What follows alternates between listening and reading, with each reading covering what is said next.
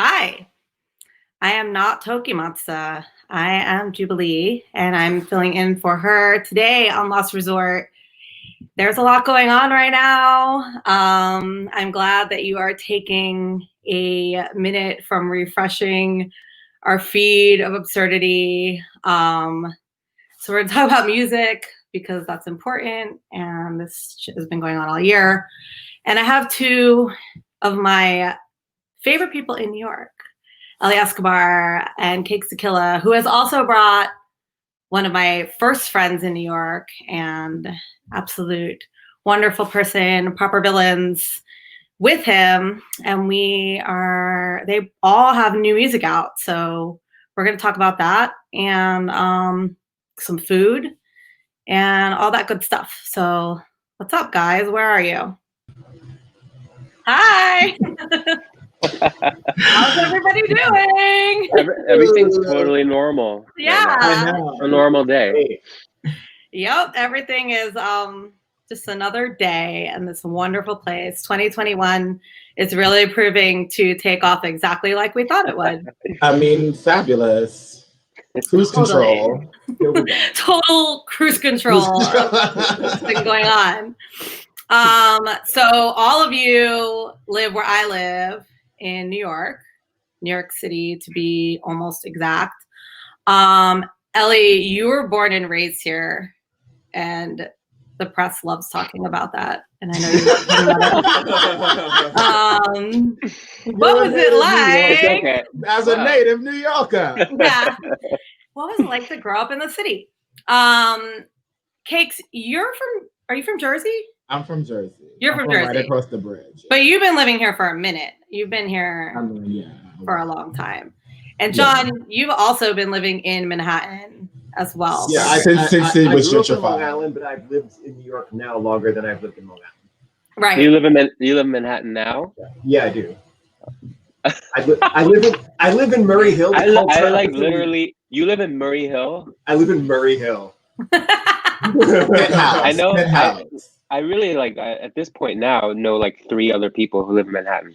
Yeah, even I wound up pandemic moving, and I can't believe that I had to leave Manhattan. I actually I'm still gagging on you living in Manhattan. I mean, it's very rare right now. Yeah, it's. If I didn't live in a rent control apartment, I definitely wouldn't be living here. Yeah, no, I got a good deal of co-op like right before 9/11, and like Jewish. So Jewish. And Could I say that? And then like when everyone was moving to Brooklyn, I was like, oh, I can move to Brooklyn. Maybe I'll do that next year. And then Brooklyn became more expensive than Manhattan. And I was just like, all right, cool. Yeah. Is Brooklyn more expensive than Manhattan? Have we gotten there? Definitely. Yeah. Oh my God, Manhattan is crazy cheap right now. Like, because I keep my Street Easy app on all the time because that's what New Yorkers do. They just like look at what rent is every week. I'm not gonna lie, I do too. Like just to look, even though I'm like locked into a space, I'm like, what's going on? But thank you. I'm doing a very New York thing. I ordered food and it came late, and thank God I have friends to go get it at the door. But yeah, so Manhattan is actually like a kind of a weird time right now where, John, your apartment might be worth nothing now. No. But yeah, weird times. It is definitely weird times. You guys all have music out this year. This was the worst year ever for every artist, and we all know that. And I'm sure you've done a million interviews about it, and we've talked about it 100 times to a million Twitch streams and like whatever. But all of you have managed to put really, really quality music out, which is not the easiest thing to do. Ellie, you put out another album. I'm just saying that because you have put out a lot of albums, and I think that people need to know that. How many albums have you put out? Which one is this? This is my 5th. Yeah, your 5th I was album. I was doing like the normal dance music thing of just putting out EPs, and every time I would put out an EP, like 2 months later, I would listen to it and be like, I don't like this, and I just didn't like any of my own music. And then I realized that I was sort of like always thinking about like making club bangers and like designing all this music with the idea of like a DJ getting it on like a promo mail out and then like playing, you know, it's just gonna work at like 1 a.m. or whatever. And I just decided to totally stop doing that and just make albums with all like stuff that I just might listen to on like the train. And then now I actually like my music. And I feel like it actually, What a concept. it did better for me. It did better for me than What is not that all like? of it. Actually? Not all of What it. is it like to like all your music? When I say I like my music, it means I can listen to it without wanting to commit suicide.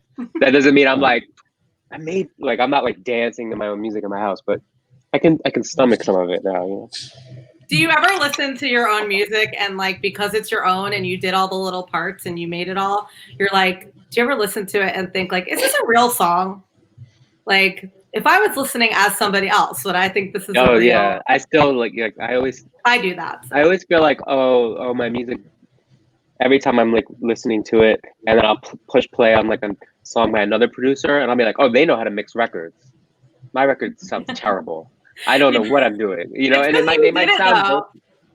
What's that? It's because you did it though, like exactly. Yeah, you like, hear all the problems. It's this like weird thing that we do to ourselves. Do you find this like? Do you find that like after a year or two though that you can listen to it again? It's like not you anymore. Oh yeah, and you hear parts come in and you're like, I played that. Yeah, like, that's me. It's like, oh my god, I hate all my records until a year after they come out. Like when I'm putting them out, I'm like tweeting like, here's this new bullshit, give me your money, fuck off. And then like a year later, I listen to them like, oh shit, you're like, that's actually not bad. Like, oh cool. And then you're right. like, how did I do that again? Like, and everything I do is just great. So I was gonna say, Case doesn't have that problem. It's just all great. You don't have that problem at all. No, because rappers don't ever really have that problem. I feel like. I mean, rappers are confident. I get into my little, co-producing. You know, I'm always in somebody's ear. You know. You should be. And we're labeled. Well, now we're label mates because you guys put out a single on Classic. Oh, and I put out 2 albums on Classic. Oh, wow. So yeah. Oh, cool. What a fan. Your this album that you put out, The Ghost of New York. Ghost of New York or Ghost of New York City? I'm sorry. It's a really long, pretentious there are ghosts in New York City. There are ghosts everywhere in New York City. Everywhere. I'm sorry. I'm doing this off the top of my head because I already know everything about you and I didn't have to write anything down. So that is basically very on brand for, the past year and a half, maybe. Tell me about that because I've seen you talk about it. Well, I made the whole album in like a few days, and it was like a weird. I had COVID, so I was laid up. I was fine. I'm fine, but I got a mild case, but I still had to rest and take care of myself.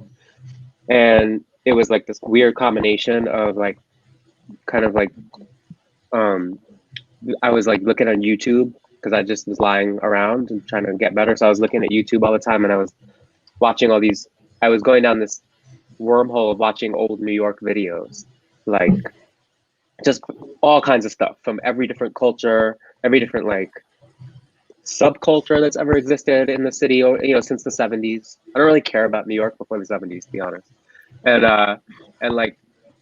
then that and the combination of where I live and how desolate it has become, and all these stores have closed down. Where do you live? I live right by Washington Square Park, and there's like this total R.I.P. McDonald's. Yeah, I can't believe that McDonald's closed.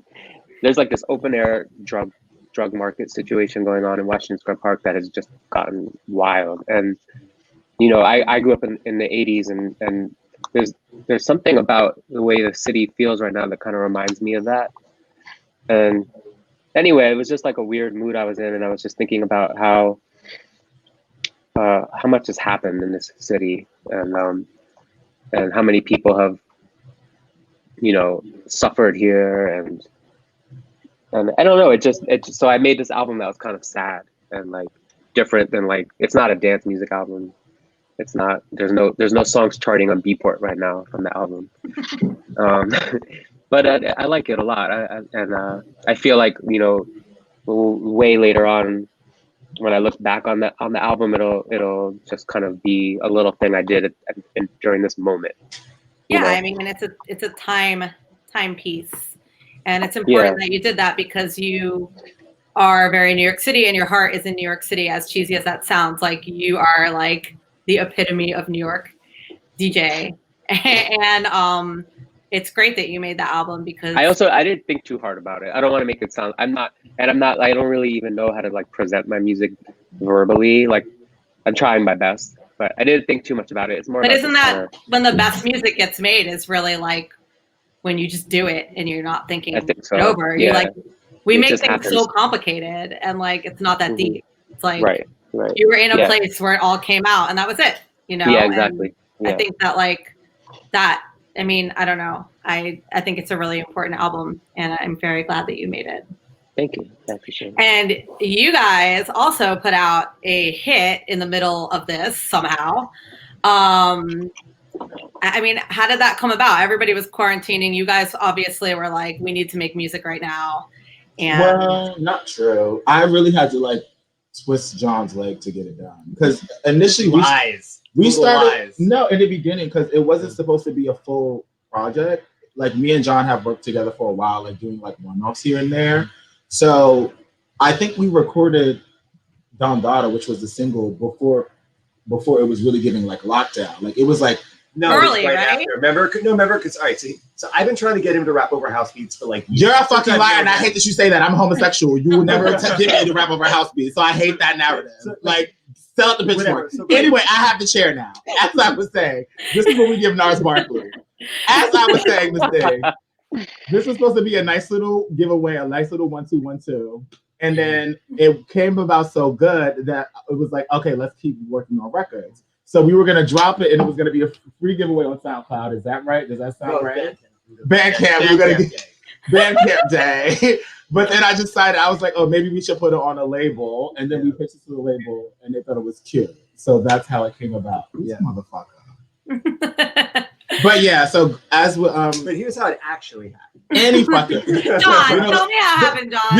You know, the white men always have their own twist on it, this thing. Anyway, but yeah, it happened really organically. Me and John kind of have a very a nice organic way of working because we're kind of like opposites, but we respect each other and we have like a similar work ethic. So it's kind of just like boom, boom, boom, boom, boom. So we kind of are in a groove right now. So that's why we're kind of gearing up for like volume 2 of the project. So yeah. Great. See, that's called PR. And So like, what does it feel? I really didn't mean to interrupt you. I'm sorry. no. I was just curious. What does it feel like to put out like a dance record right now, and no one can hear it in a club or like? Well, it's such a club record. You know what I mean? Right. Like, and I think that's the thing. When I wrote the record and when we recorded the record, it wasn't as serious as what was going on now. It was also right around the 2 weeks live. Remember, they were like, right, it was just going to be 2 weeks. Right. And we're like, oh, cool. The label had the record, because we released Don Dada and then the label re-released it. Like they had the record for maybe 5 or 7 months. 5 or 6 months. They had it for 5 or 6 months before it went out. So I kind of had my like I was like, does this make sense? Because as it was going on, like things were getting serious with the Black Lives Matter thing, and our whole situation with the pandemic was getting more serious. So I was like, I don't want to put out something and make it seem like I'm being oblivious. But at the same time, what I had to realize is sometimes people need escapism because we are already so flooded with so much of, things that could like really snag your energy. So yes, we be mindful of what's going on, but sometimes people need that, as an outlet. I agree. Like right now. Right now. Right now. We're doing this. Well, does anybody in the chat want to tell us what happened in the past 10 minutes? Because I'm sure things have moved on. But totally. And I'm glad you did because it was a great escape. And the video, we're actually going to play that song right now. So we're going to play Don Dada. Where's it at? Loading. It's loading. Oh, we got the video too. Let's go. Where's the full screen at, motherfucker? Can you do full screen on StreamYard? This is New York, bitches. Feeling that pink lace on the Gucci. smelling good with a stank attitude. This the thirst quench your lips on the booth. Tell me how you trying to get all the goods with no shoes. Diva, puffin' sativa, full grown, a bad bitch, a keeper. Dark skin, a savage, a reaper. This is my house, that's word to Latifah. Hit the double take, I've been great, it's still cakes. This problem ain't you been late. No phonies, no bites, no fakes. I'ma blow a kiss to these hoes, fuck a handshake. Shorty been the truth, it's me with the scoop. I'm a real thoroughbred, tick tick with the boom. All these scallywags and drags want the loot. Recognize a Don Dada when you hear one in the booth.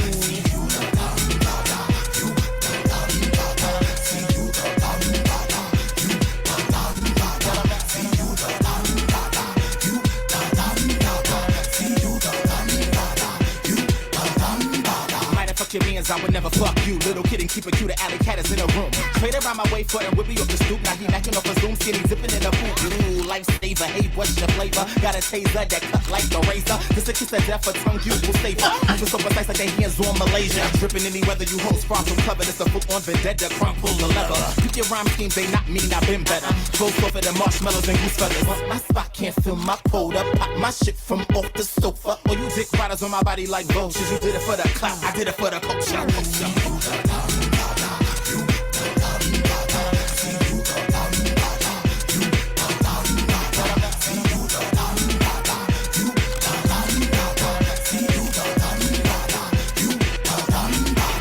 Get pipe, put the coolant to the plumber. Inches from an 8, that's worth the bucks gutter. Only say a bunch of bad bitch never stutter. I don't play with little kids, little nigga, get your mother. Got no time for subs, got no time for wasting. Heard you got the virus, no time for tasting. Chillin' in my crock pot, more room for basting. We're such a bad bitch if you don't know my reputation. Tryna run amok, tight pussy in the summer. Gotta keep it real so you never gotta wonder. Do it like Kim, jump off from a Hummer. Don't confuse me with no others cause I'm all about my numbers. Here, check, good God, stay wet. Your shit, check, that's a fucking reject. We are not the same, you ain't fucking with my intellect. So your best bet is just to keep it on the internet. See you the dum dada, you the dum dada. See you the dum dada, you the dum dada. See you the dum dada, you the dum dada.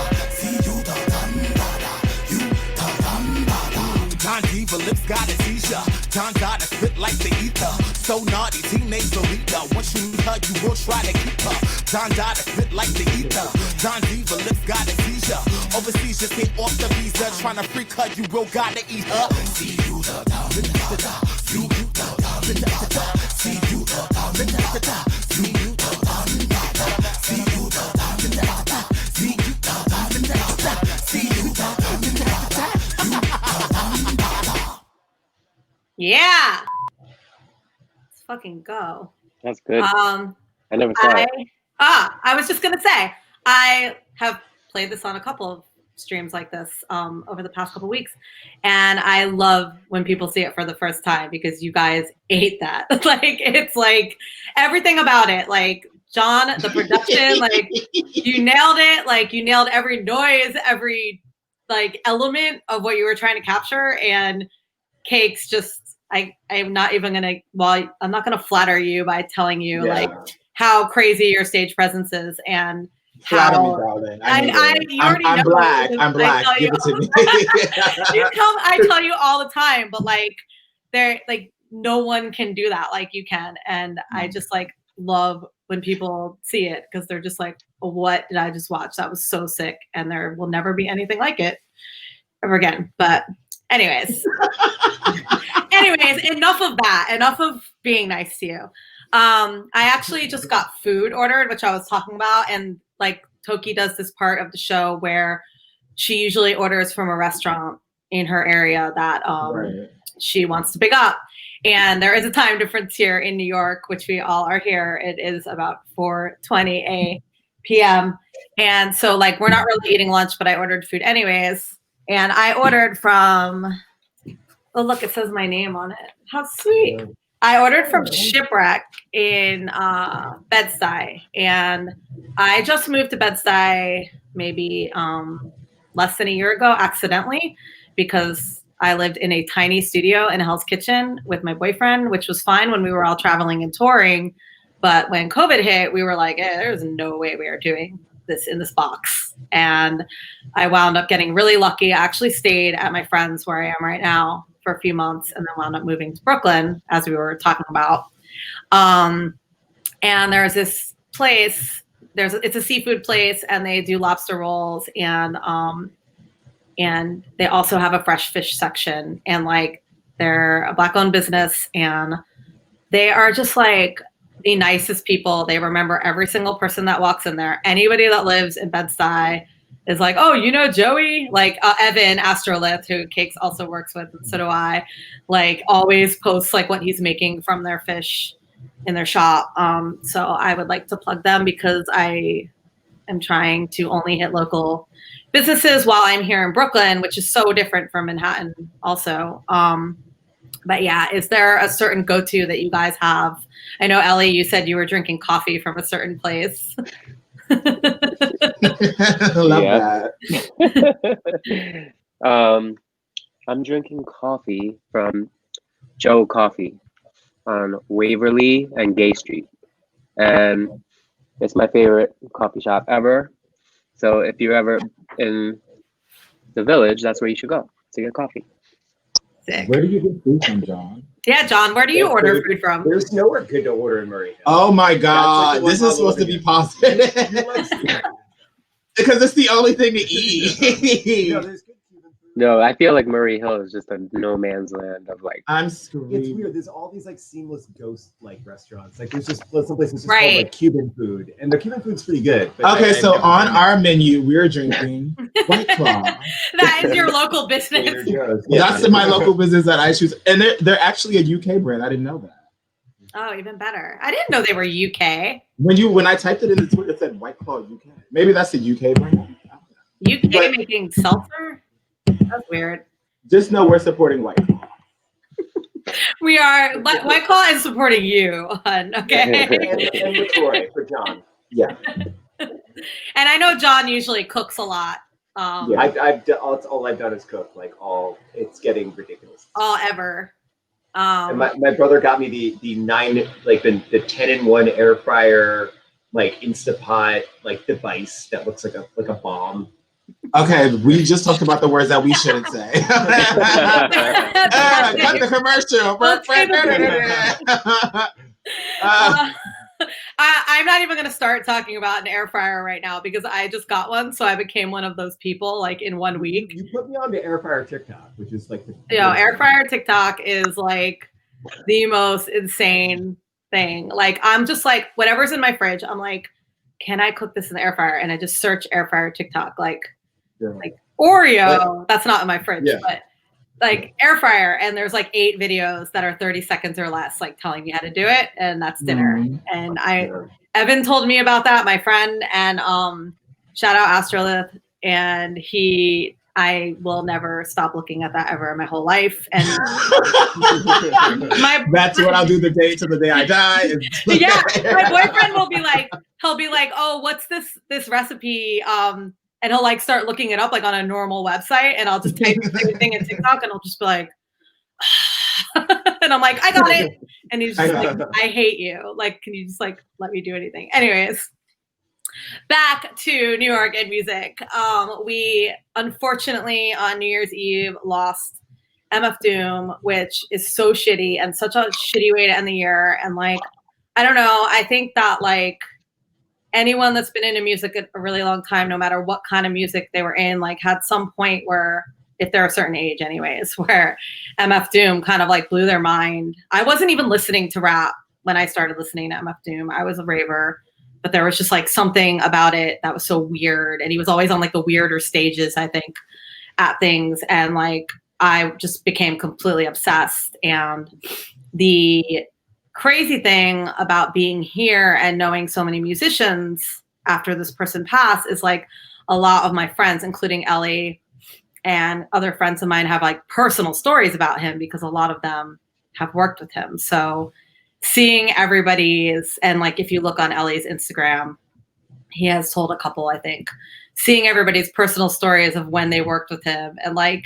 some promoters in Philly like posting an insane story about booking him and how wild it was is super touching. And like it's just really great to hear like how many creative minds this person touched. And Ellie gave us a video. You want to tell us about that? I've actually never seen the video for this song. I didn't know there was a video.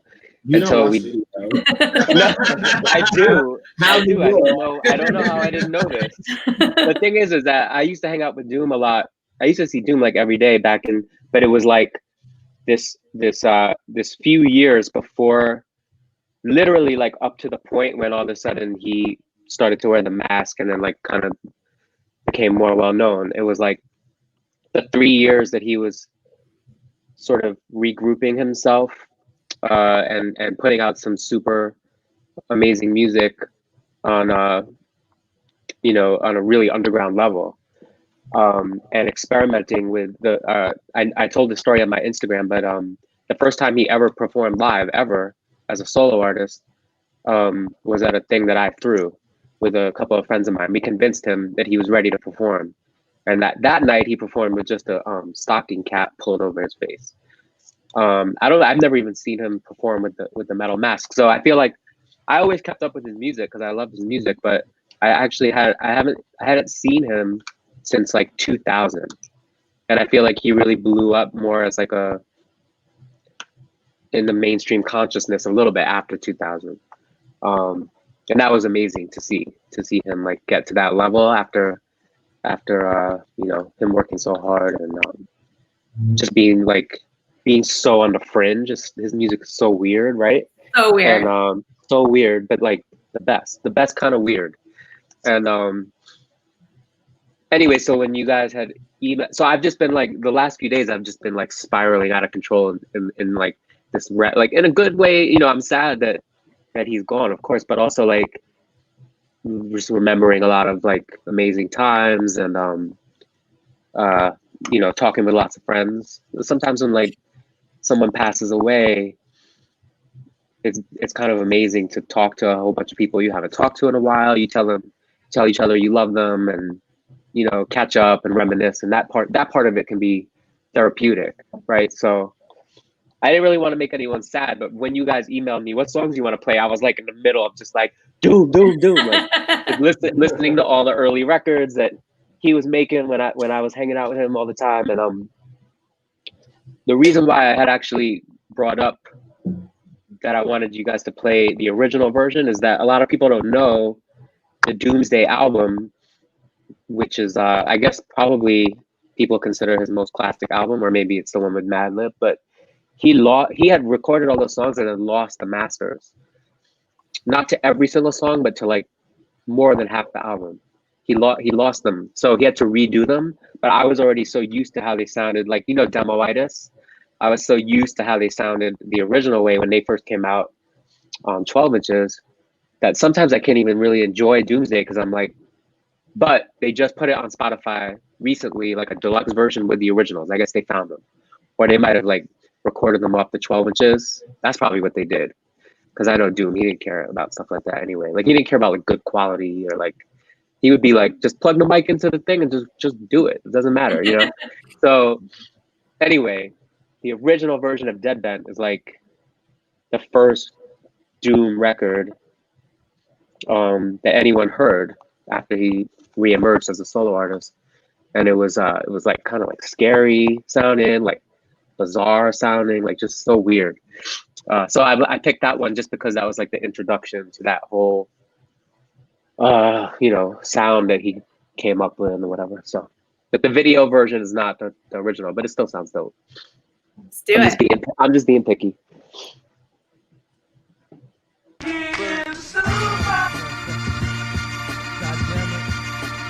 Motherfucking villain, goddammit. About to get this man and stack this shit. Yo, this dip try to tell us, ooh, you're like the sun. Chasing all of the rain away. When you come around, you bring brighter days. She told me you're the perfect one.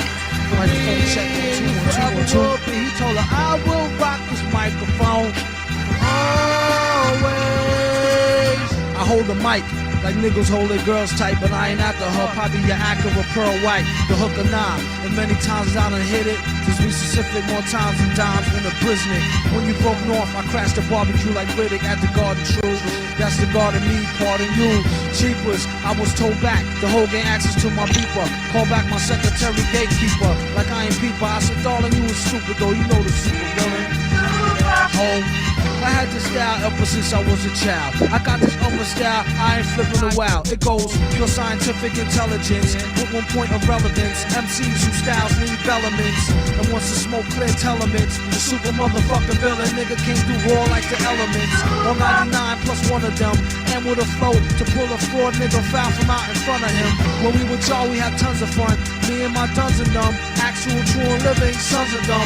Dead planets and guard jewels, throwing divine rules too. Come through, we will overcharge you. Ooh, I won't feel remorse for shit, except for one time, once I had took my fronts out and lost some shit. Scientific on berserk like red alert. I really want to pick up was nerd for cheddar dirt. The funniest experiments is where I went, obviously dead bent, and spent every red cent to rule you, and still drop more jewels than schools do, or even TV news that's designed to fool you.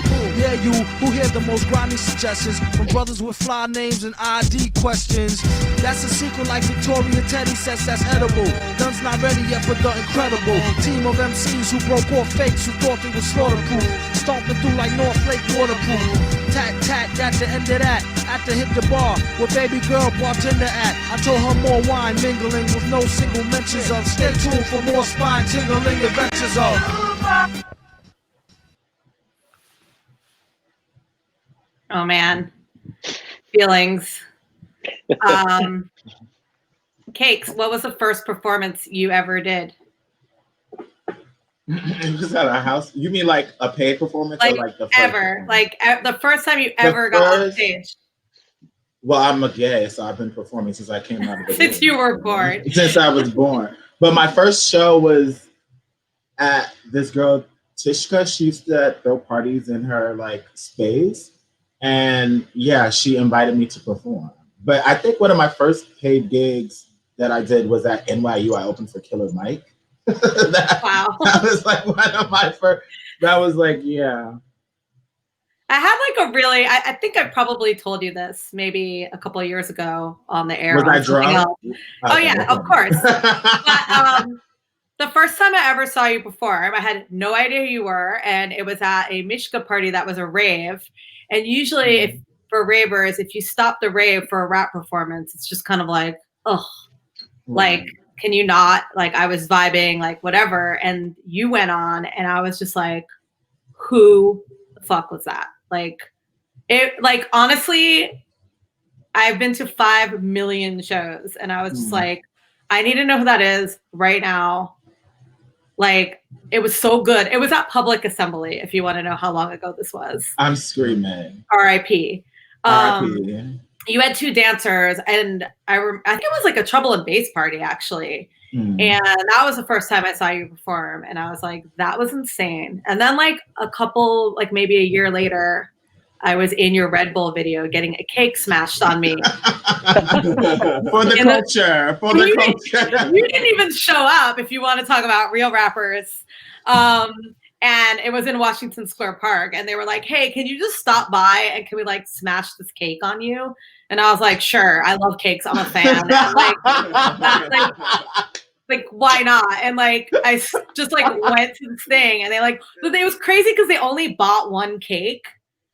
And like, they like, if you don't smash that 1 cake right, like it doesn't come out that great. So like, it was just kind of like quick and like in the video because I think it just didn't come out how they wanted to. But behind the music, I took a cake for you, Cake. I know. Thank you. I really, Wait, this is something I can watch.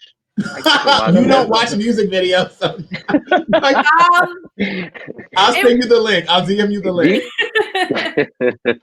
Yeah, it was something you rolled out. It was a long time ago, but it's there. Can you imagine, like, when I first came out, all the photo shoots and videos where all the directors were like, so you're going to eat this cake or you're going to play with this. That's what I'm just like, I don't even want anymore. Like, no. Yeah, you're like, can you just like. It's enough. Let's get a little more conceptual with this. Like, you know what I'm saying? So, but yeah, thank you for taking that cake from me. And shout out to Red Bull. For you anytime. Like, anytime, guys. And also another thing that, moving on from that, is something that I really wanted to talk to both of you, all 3 of you actually, about. But I see Cakes tweeting about this a lot, and I've spoken to Ellie about this a lot. And John, I've seen you go through it all. So Is it invoices? that is Just circling back. Can we just leave invoices in 2020 and like never like there has to be a better way. I ordered food from an app, you know what I mean? Like, anyways. You could get dick from an app. So I'm just like, I'm not. Literally, but you can't get your. Yeah. I mean. Why do I have to wait 3 to 6 months? Are you guys printing the money and then drawing it? Like, what's the process? What is happening? Yeah. You guys all like, as Ellie and I were talking about the other night, like in the press, any article or like people love to say you're like a house and disco DJ, and like. I don't know, you've been DJing in New York for a million years. I've seen you play every single set under the sun. I've seen you play acid. I've seen you like play every kind of music and make it as well. And like that has to get a little bit annoying. And I feel like press as well as promoters and clubs like love to pigeonhole people. But I feel like all three of you have made every genre of music and like aren't really stuck to one. And also that goes with you, Cakes, who like, yes, somebody was like, oh, well, you should be on house tunes, but you have so much other like different styles of rap. Right. Like, John, when I met you, you were literally making jungle like in 2003. Yeah.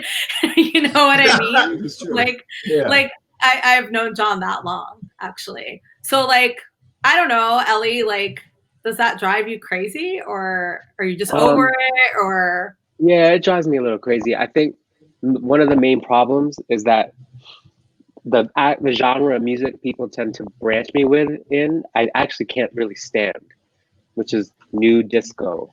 Like literally like my least favorite genre of music. And for some reason, a lot of times people are like, you know, like 1 year in Track Source, I'm not complaining about this, but I got like new disco artist of the year. I don't hear that in my own music. And the people that a lot of the people that get called like disco producers who are making music right now, I'm a disco, like, you know, I'm a disco fanatic, right? And when I hear a lot of the music people call disco now, I'm like, that's not disco. You know, like the drums are really like chugging. Tell us about it. There's no like grit to it. Like disco is gritty, you know, like real disco, like when disco came out, it was urban gritty music, right? And so I don't really like the shiny kind of like music that gets like in the top 20 Beatport or Track Source new disco chart. Just doesn't do anything for me. So because of that, I associate that term with that music. And you know, recently I turned in a mix for a radio show, and it was kind of like it was like maybe like 80% techno and then like 20% kind of like I don't even like trying to describe music. That's the thing. Like I have a problem with this. I'm not good at it, but maybe I would say kind of like new beat or something, you know, like industrial-esque stuff. And they literally wrote on their Twitter, which has like a lot of followers, Eli Escobar delivers a funky house and disco set with lots of throwbacks. And I'm like every record I played was made in like the last month, like literally. Like, oh, and that's the other thing is like, I'm not I can play old music because I love. The minute I started DJing, I like, you know, I started collecting records that came out in the 70s and in the 80s and whatever. But I'm also like a very I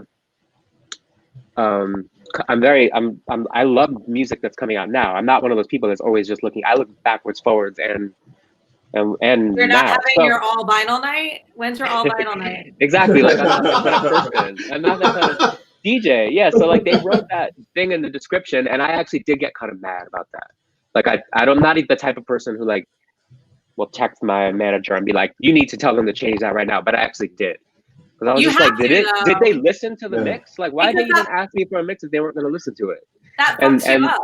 Yeah, it does. Because then somebody's going to read that and be like, oh, we don't want to book him for this. Or like another throwback mix with disco songs on it. Okay, whatever. You know, like. Yeah. Also, when you take the time to like go through lots of new music, like you have to sort through so much garbage to find like one good song. So you do that, and then once I find a song I like, I usually edit it too. because I'll take out like the drop. I don't like drops, you know, like, or I'll like make the intro. You know, I just do stuff, so it's like a lot of work. Yeah. And then to kind of like just be disregarded so you can fit into like a nice little sentence that doesn't even describe what you're playing. They like Can looked be up really a bio frustrating. of you. Or like they looked up Yeah. something of you Yeah, and they yeah, like do it. And it's exactly. like all you had to do was look at the track lists and like, Yeah.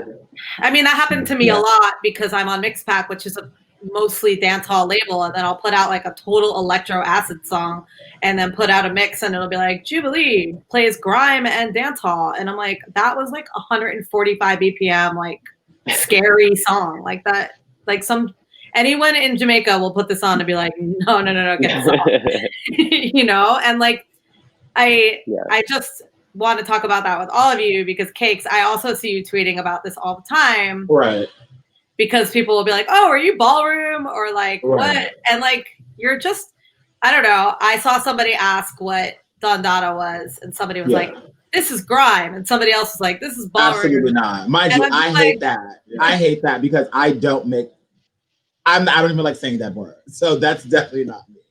Yeah, and I mean, it's great if you don't know about it and you want to ask about it, but like when the press starts saying like, oh, you're this, it's like, that can like pigeonhole you, and you have so many things that you've done. And I think that that's the annoying thing, because obviously anytime someone asks me the type of music I make, I always say I make dance music or club music, because as like a Black person, like I grew up around hip hop, I grew up around house, I grew up listening to disco, and I also grew up listening to club music. So it's like all that tapestry is what informs my music. So it's kind of hard for artists like us to just be defined by one genre, but that's the job of these journalists, to dumb shit down into 150 words so people could process it.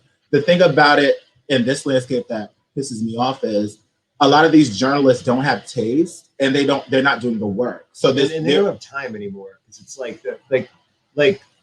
the music like writing industry is just kind of gone, and like they have like they're like, oh, I gotta do these articles today, so it's not like they're gonna sit there and like go through your Spotify and like listen and like maybe do a little research. Just like, oh, okay, you're this and this, all right, cool, next one. But then just don't be a writer, because at the end of the day, the reason why that's an issue is you can do that all day. If you write something about me, I can't take that back. You put something about me on a platform, and that's not true. And my main thing is like, I don't care, like, because I'll correct it. Thank God we have social media where I could be like, this is wrong. So I can speak for myself, but I mainly get annoyed when people compare me to someone else just based on proximity, and we sound nothing alike. Like that to me is just like the most laziest. So I'm just like, especially me as someone that's very vocal about my references and about, you know, what informs me as an artist. So I'm like, don't tell me what's informing me, because I'll tell you. You know? It's like, oh, you're just like this other gay rapper. And you're like, I actually am like nothing. I just got triggered. I just triggered me. No, I see it all the time, and you're like, no. I sounded nothing like that. Like, yeah, like absolutely not. Yeah.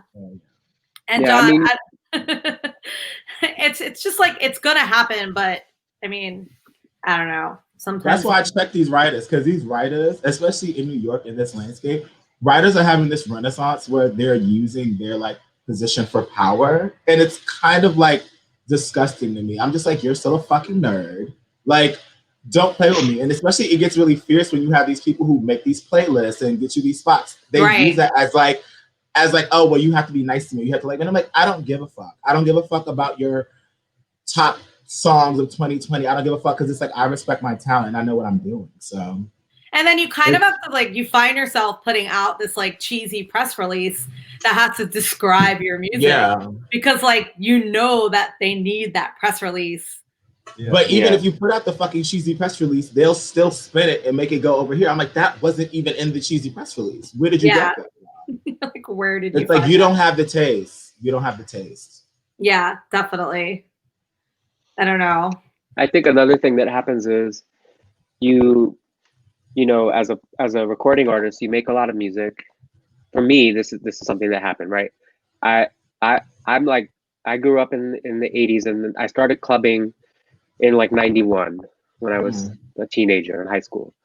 And I was, you know, I was surrounded by like, I was really into hip hop. I was really into dancehall and R&B. And then also I started to hear house kind of because I was out in the clubs, and back then you would hear it all in like one club. I used to play at Vinyl, and I opened for Tony Touch on Friday nights, but I would only play till like midnight. And then there was a smaller room, which was like the hip hop room. So then I would wander into like the bigger room, and then I would hear house music and see people dancing to it, and it like captivated me, you know, and I became way more obsessed with that actually, and so like all of these influences are coming out when I make music. But you make, as a recording artist, you might make one song that is just one of those things, and that song becomes way more well known than the other stuff you have. And because of the way everything is now with like charts and stats and or whatever, like you could go, I do this too, I'm guilty of it. I'll be like, oh, I heard about this artist, and let me go see what their biggest song on Spotify is, right? And you listen to that song first, and then you can draw conclusions based on that song of what this artist sounds like.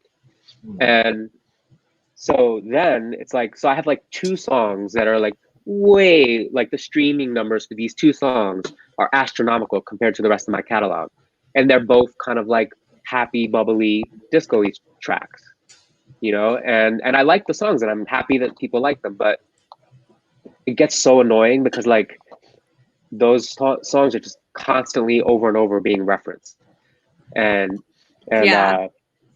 it's I almost want them. I want to like take them down. Like I want them to go away. Honestly, I want to take down like half of my Spotify. Like I still have like my biggest song is a dubstep remix I did like 9 years ago.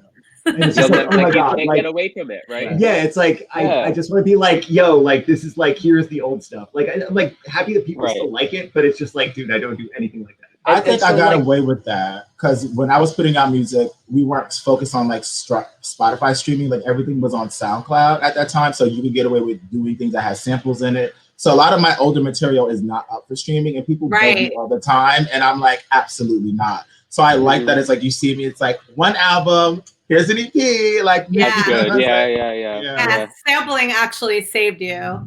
Everyone has that one song they wish would go away, that one press photo they wish they could just like oh my god. Yeah, like no matter what you give people, they're like, where did you find that? Like literally from like 15 years ago. Like how deep in the internet did you go for that? How dare you? Yeah. It's so annoying.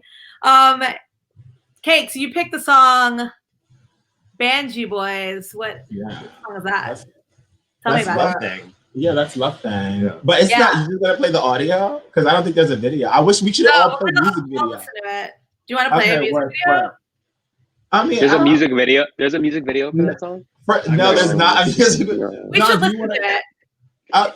It's up to you guys. You can listen to it. It's one of my favorite songs. I can grab the record and just dance around with it. Armand Van Helden's videos are all so bad. No, they're not. You hold your tongue. How could you say that? What are you talking about? His videos? Have you ever watched any This is why no one respects native New Yorkers. Like that. His videos are hilarious. Let the music play. This is my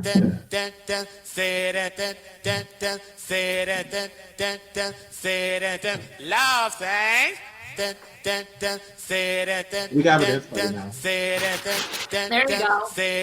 See our video, okay?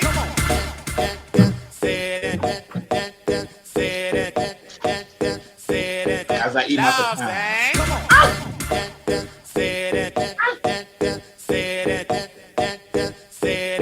Love thing.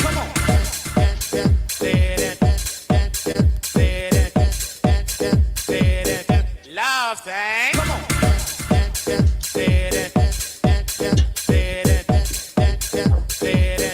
Love thing.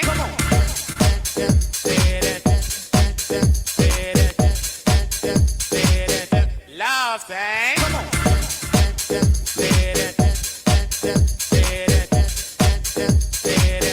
Love thing.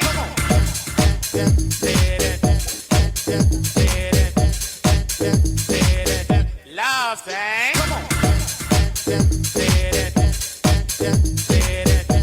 This endless week of homosexuality. Love thing. You treat me right, and I'll treat you. You treat me right. I I used to rap over this at live shows. Yeah.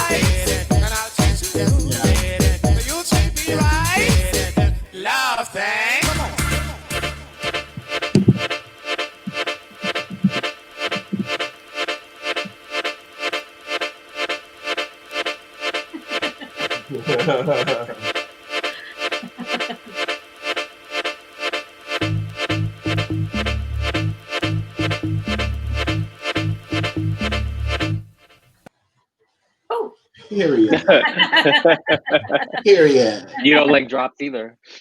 No drops for anybody. No, but that was No, a that's nice not. drop. No, 90s drops don't count. I like 90s. That drops. drop was like it was more like a pulse. Like The music in the 90s, like the drops, like the drum might come out, but you could still, like, the rhythm is still there. But like I'm talking about drops where it's just like, They're like and their everyone in the own club's song. like, what's gonna happen? And yeah. did anybody watch that documentary that's on Netflix that Carl Cox is in about like DJ culture and like music and like the No. evolution? No. Is it good? Why did you watch that? Because I like history and I like clubs and all that shit. So I think, you know, it's kind of slow, but it's good because they talk about like the evolution of like house and disco and how DJing has progressed from then to like now with like these EDM DJs who like throw cakes and like are like doing this for 40% of their set. And then you have like all the old school kids like, well, how you mixing if your hands is in the air? So it's really good to just talk about that. So, Oh, that sounds good. yeah, I What's it suggest. I called? forgot. I think it's Sure, called like easy what to we. find. I think it's called What We Started or something. It's like Ushers and it's all over the place. So Really? like, it's really all over the place. But I think it's good. Yeah, I think that both me and Ellie have definitely we would rather be in a dark corner than on stage. Right. I know you want to be on stage all the time. I don't like stage. I'm more of a. Well, you probably would want to be on the floor performing, right? Like Yeah. I'm very much put me in a warehouse over like the main stage any day. you Yeah, know? I just like. I mean, I don't mind What it. was But that old club where I forgot if it was Exit or Carbon or something, where like the DJ was up on like a different room and they just had a video camera. Oh my god. I never DJ'd at Carbon. Or maybe it was Sound Factory, but like, yeah, you couldn't see the DJ, and it was like, oh, that sounds amazing. Like you could just be chilling, and like no one's looking. Well, it was really normal in the 80s and 90s for the DJ booth to be really Yeah, like high way up. up, On the dance floor. Yeah. I worked at a lot of clubs where I can remember kind of like throwing my crates up, hoping that they would like make it. Yeah. And there's actually this one club in Belgium that still has a setup like that. Not Belgium, I'm sorry, Belfast. Yeah. And it's like my favorite place to play because of that. It's like it's not high up enough that you feel like out of touch with the crowd.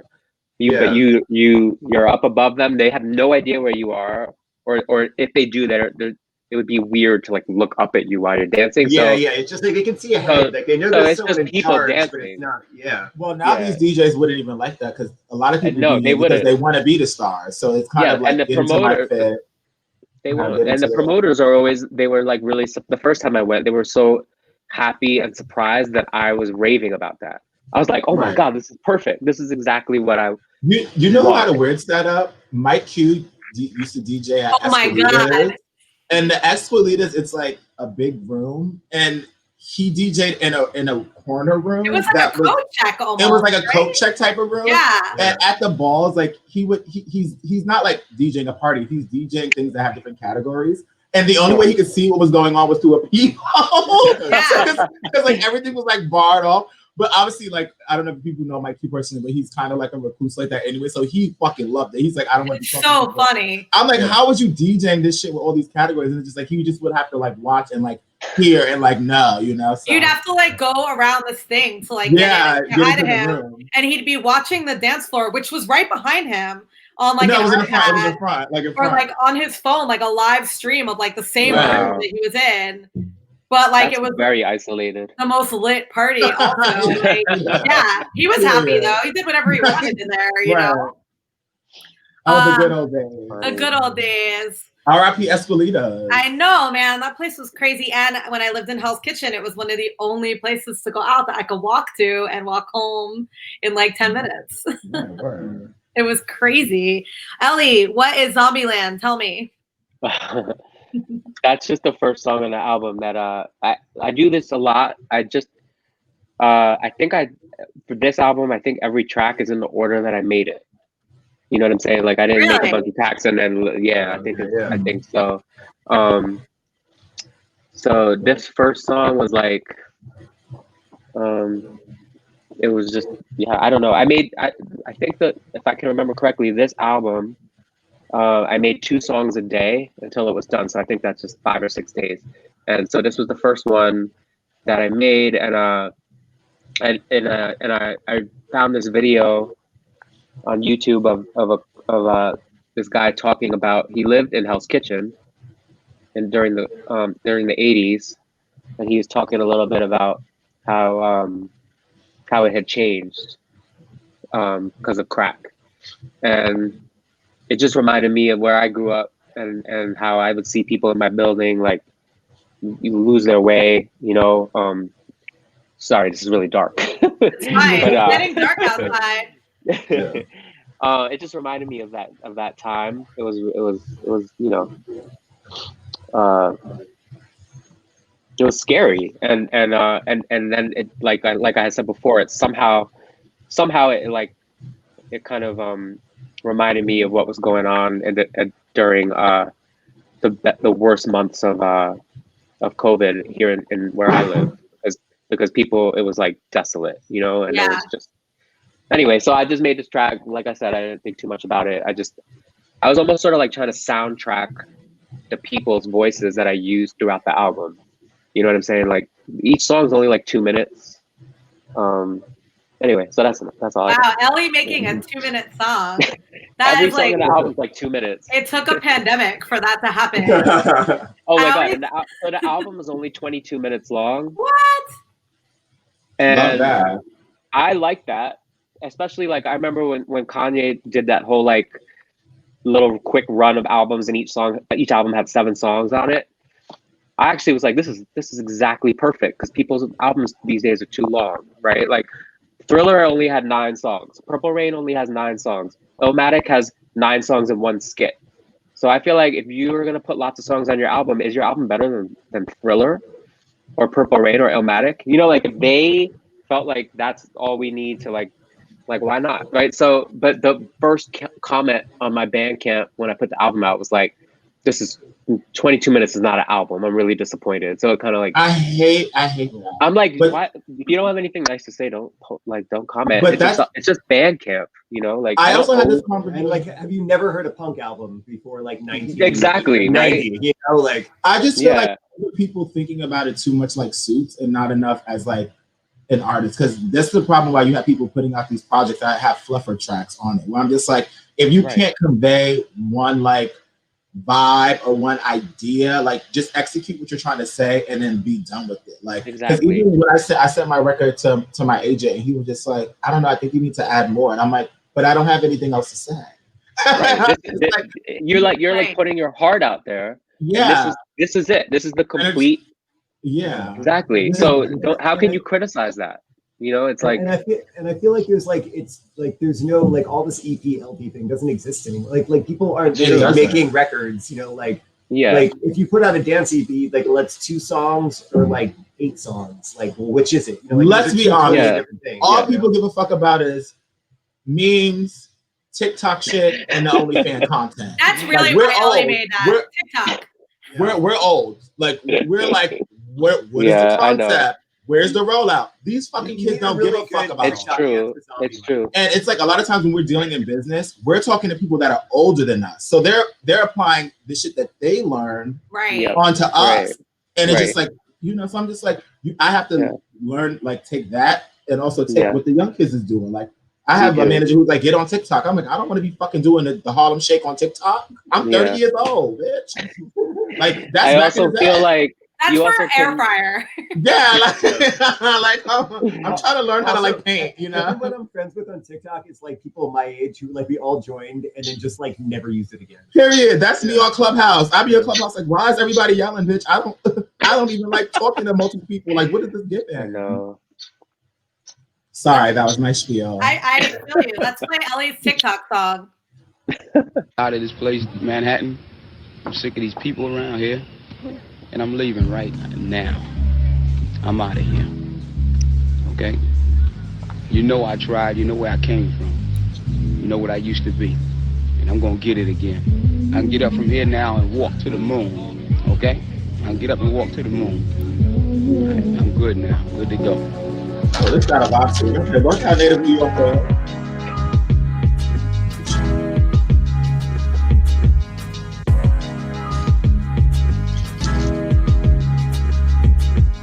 Oh yeah. Oh yeah.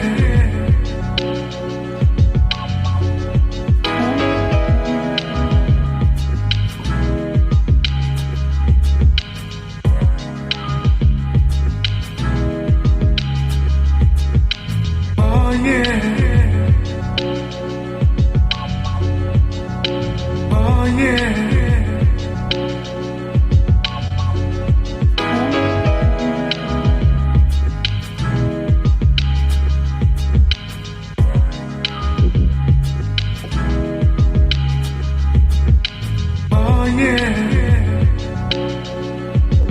Oh yeah.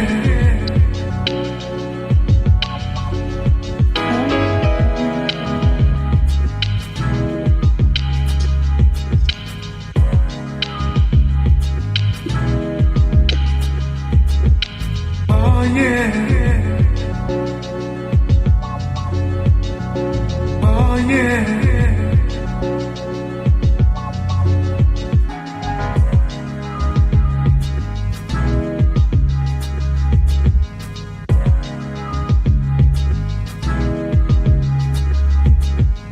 Oh yeah.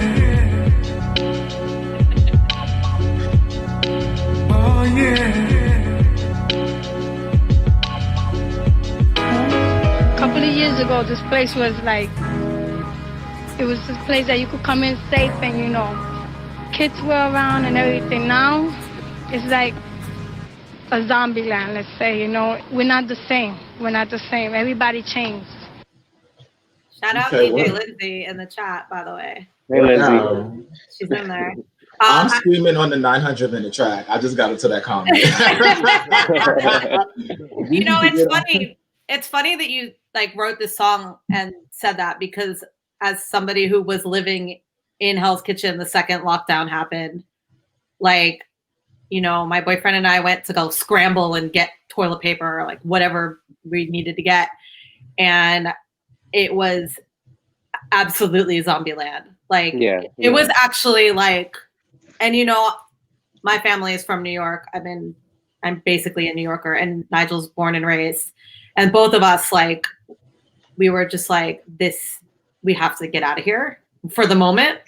Like, this is like actually crazy. And it really actually was. So like, yeah, it was. Like, you living in the West Village and experiencing that, and then like that vocal, I can tell you that I had the exact same moment where like, we were just like, oh my God, I've never seen New York like this. Like, this sounds like the 80s. This looks like the 80s. It felt like the 80s. Like, I was literally walking around like, oh my God, this is what it was like when I was a kid.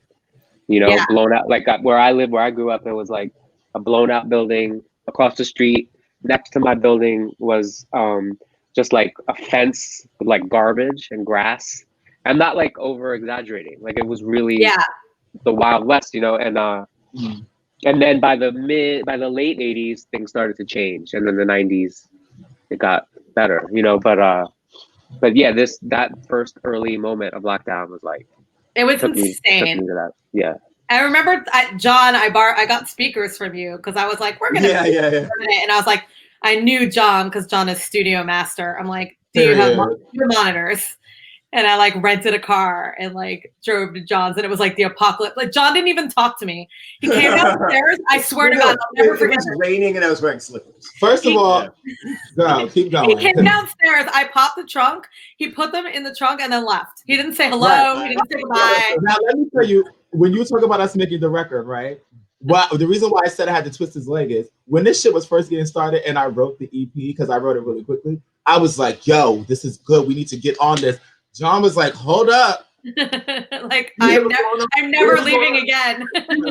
He was like, I don't know if I can have too many people in my house right now. And I Fair was enough. like, yo, fuck that. The music is about to hit. He was like, nah, hold on. Let's see what's going on first. Yeah. That moment, and especially Manhattan, like, was, and then when we came to Brooklyn, it was like kind of normal, but Manhattan was just like, yeah, it's funny, right? I heard Brooklyn was like a lot. I would text most of my friends live in Brooklyn. They'd be like, "No, it's kind of nice here." I think it's because Manhattan has so many rich people, so they all left. Right. yeah, And then it was the people crazy. that get left behind Right. in Manhattan are the ones that homeless people. Right. When this first started, I was living in Far Rockaway, and that was giving like Far Rockaway in and of itself is already giving zombie. Yeah, for sure. Period. So it was just giving people who really wasn't coming out of their house. But when I moved back to Brooklyn, I remember walking up the L train, and I'm like, these people clearly are connected to a different internet server because it was giving like people were still in the parks. It was like they were just out, you know. I think that's a valid point. I think there are more people in Brooklyn who have to stay there opposed to people in Manhattan who are like, okay, we could just get out of here. They have second homes, and exactly. Yeah. It was so wild. Pascal's Bongo Massive. No, John is gonna play a song. Oh, that's John. Okay. John, No, that's not John. John, play a Oh, song. John, what are you playing? Tell him to play something. They have internet. You have internet? Hold on. Oh my Hey, God. I just hurry want to up. ask a question. come back to My AirPods are about to die. If I take them off, and it'll just use the mic in my computer, and it'll be fine, right? Should be Okay. fine. Yeah. Yeah. The problem with technology. Yeah. Oh my God. Look. John, just Putting play you the on, song you're listening putting you to on the right now. spot, John. That was insane. Come on, Play play one of the new Jimmy Edgars. Do you want to give them the name of the song? I don't know. Like I just like download. I just like bookmark this. Like any of the B. Pick a fucking song. Who I Do mean. you want to drop the link? Type it right in there. Hold Jesus. on. I don't believe. I'm like on my phone. Like, geez. So old sometimes. We're just listening to trap rap. I don't care. Play white. He's like, play white me down. Oh no. I can't even type. Does this have a music video? No, I don't think it does. Okay, well, let's see what it's doing. Can you, Is that it? Are you playing Can it you there mute it? for Can us? you Oh mute yeah, I it am off playing it your on here. You No, that's know fine. that like we have another way of doing this. I'm He's like, such where's an the old aux man. cord? And I'm like, Yeah. it's fine. This is where John gets his old school music sounds from. This is why he sounds so authentic in his music. You know what I'm saying? Playing it off the iPhone. I love that every single person like to log into this texted me like, how do I log into this? No, but- Let's go. All right, let's go. When did this come out? Like pretty recently. Bitch, no, be like big boss man. Bring me out of cheese, keys. Bring me out of keys, weed. Bitch, I'm a dog, but I don't fuck with no fleas. Roll up a log, I be blowing on trees. I want your money, you keep that Lafitte. Why you keep begging me gone for leash? Feel like a drone, I'm gone, can't reach. Know that my roller two-tone, I'm blink. I wanna answer my phone, keep ring. For the money, drop the song for free. I'm with the shoe when I step out the door. Blowing gelato, that shit got me gone. Niggas be watching, watch out for the clone. Reach for my watch and that's one to the dawn. Taking trips to fly to Vegas, I'm gone. I'm with big drip on the road. Ran it up, really came out of that pavement. I'm solid, bitch, just like a stone. I really tried in that blue house on Saturday. Wake up with red Sunday morning. I'm doing show after show every night on the road. I'm getting rich when I'm touring. Sick of these niggas, I'm fed up. Focus on running my bread up. Made a mess, so I'm making my bed up. Want the money, the government shred up. Glock to your head with the lights. All of that kept it on face. On these perches, on itch and no rape. Talking that shit like you all with that race. And it like who I be. Who that? Bitch, no, be like big. Boss man. Bring me out of cheese, keys.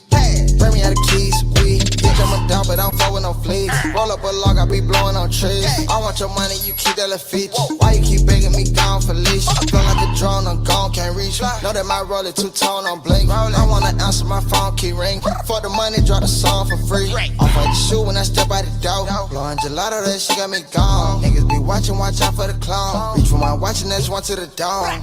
One to the head like Kenny. Kinda cold, hot like Rennie. Got a couple birds in the family. Hit a pussy good and she winning.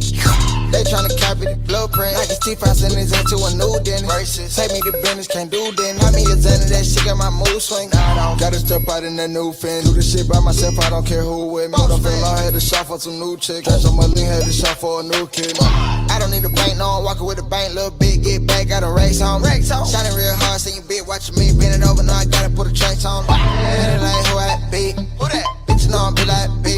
Boss man. Turn me out of cheese, keys. Turn me out of keys, weed. Bitch, I'm a dog, but I'm fucking no fleas. Roll up a log, I be blowing on trees. I want your money, you keep that little feature. Why you keep begging me gone for leash? Feel like a drone, I'm gone, can't reach. Know that my roller two-tone, I'm blink. I wanna answer my phone, keep ringing. For the money, drop the song for free.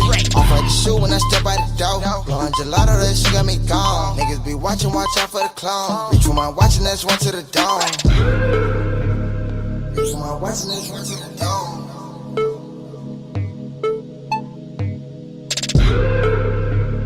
Blowing gelato, that shit got me gone.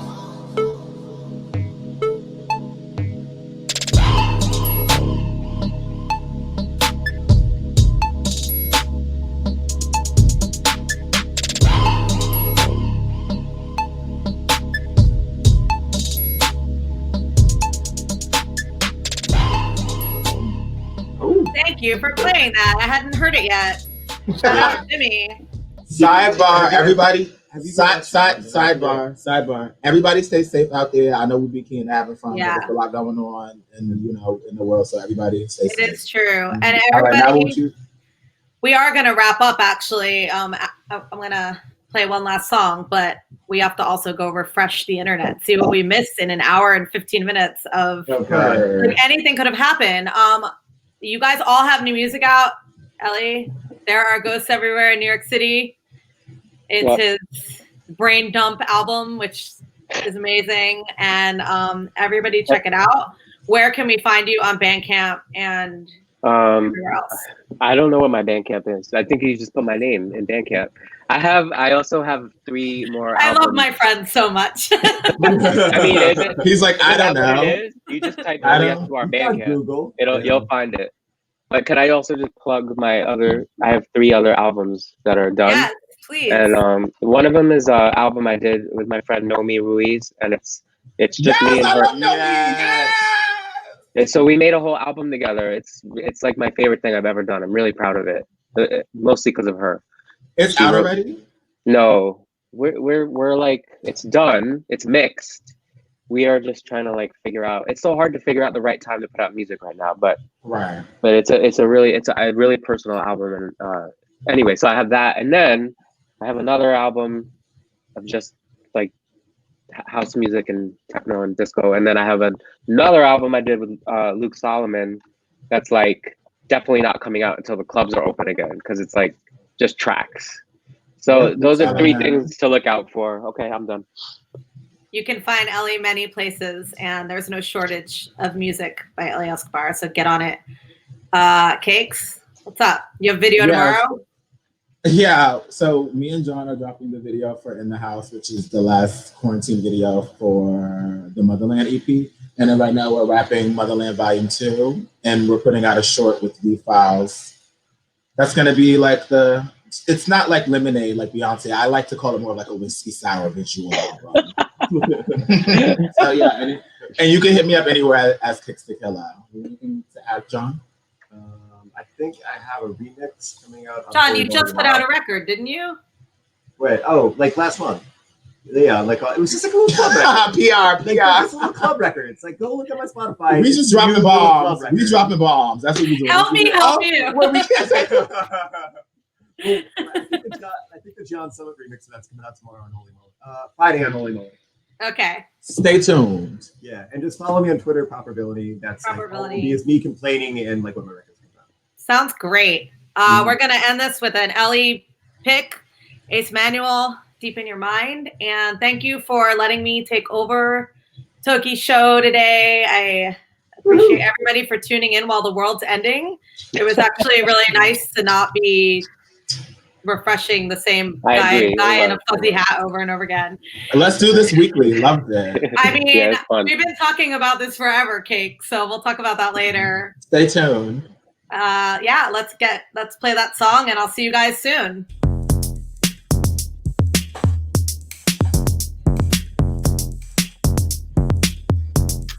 Check Ace Manual out with the body out, honey.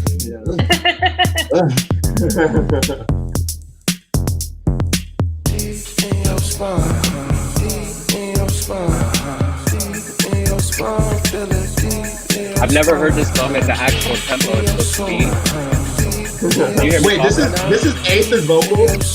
I don't know. Every time I play this song, I have it up to like +8. But it sounds so weird right now to hear it at the normal tempo.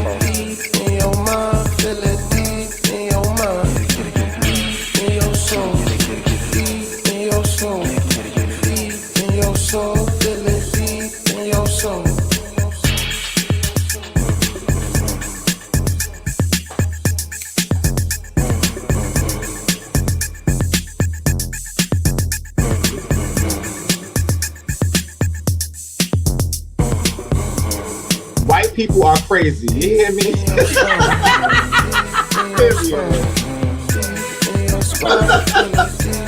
Man, any updates?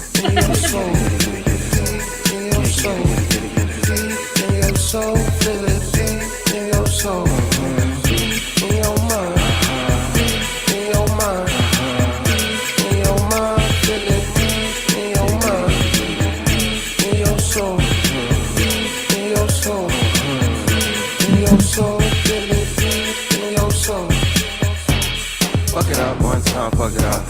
Fuck it up 3 times, fuck it up. Fuck it up one time, fuck it up. Fuck it up 3 times, fuck it up. Fuck it up one time, fuck it up. Fuck it up 3 times, fuck it up. Fuck it up one time, fuck it up. Fuck it up 3 times, fuck it up. Fuck it up one time, fuck it up. Fuck it up 3 times, fuck it up. Fuck it up one time, fuck it up. Fuck it up 3 times, fuck it up. Fuck it up one time, fuck it up. Fuck it up 3 times. Fuck it up one time. Fuck it up 3 times.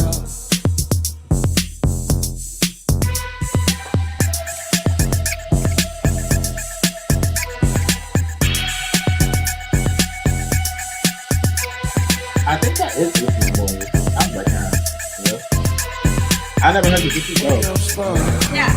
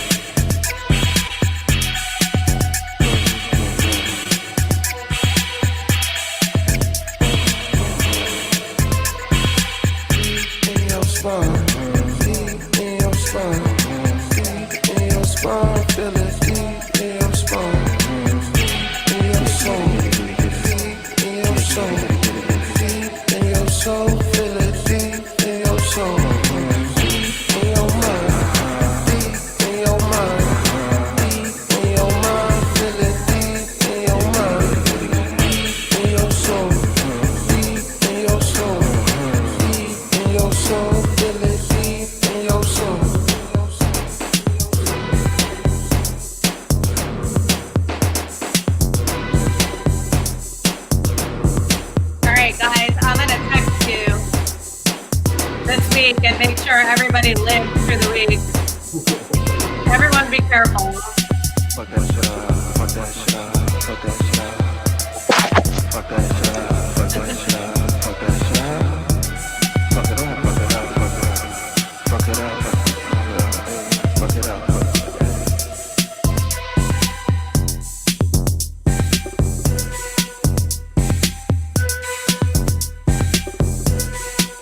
Shout out Last Resort TV. Shout out to y'all. Yeah. And Tokimatsu. Love y'all. Let's go do new.